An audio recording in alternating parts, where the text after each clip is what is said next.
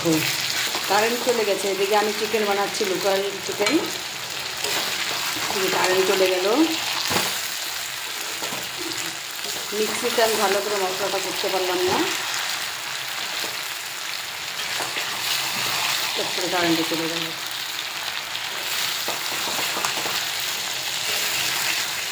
এদিকে আমি জল বসিয়েছি, ফুটন্ত জল মাংসতে দেবো, মাংসের ঝোল হবে এটা।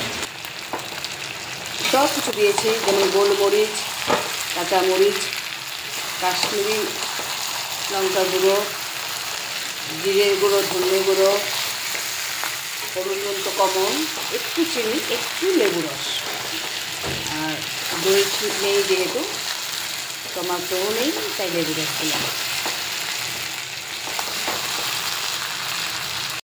দেখো তো কালারটা কেমন এসেছে। এখন মনে হচ্ছে চিকেনটা কষানো হলো।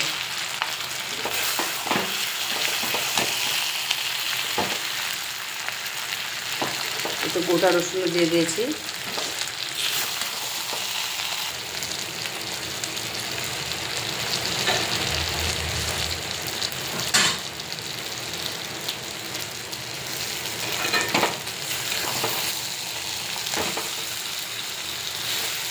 ঝোলটা দিয়ে দিই। হ্যাঁ,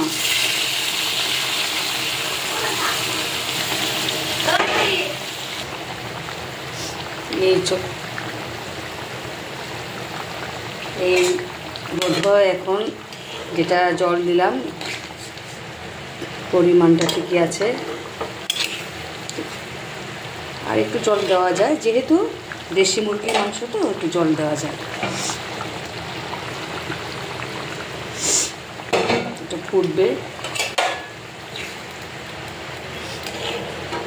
নামানোর আগে গরম মশলা দিয়ে দেব।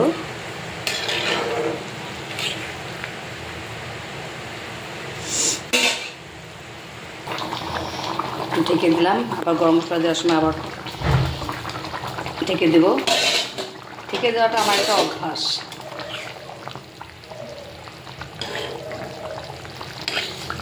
গরম মশলা দেওয়ার টাইম হলো, এবার গরম মশলা দিয়ে দেওয়া গো। এই দেখো তো হয়েছে না নাই, মোর কষ্ট হয় না, এখন শাকটাও হয়েছে না নাই, একটু অনন্যার কারণে উঠেছো।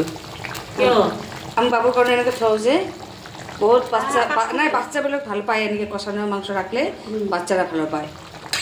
এই ভালো হয়েছে না, ঠিক আছে।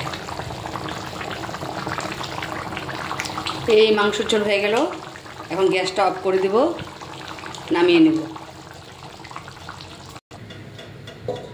এই মাংসের ঝোল হয়ে গেল, এই যে ঝোল নামিয়ে দিলাম।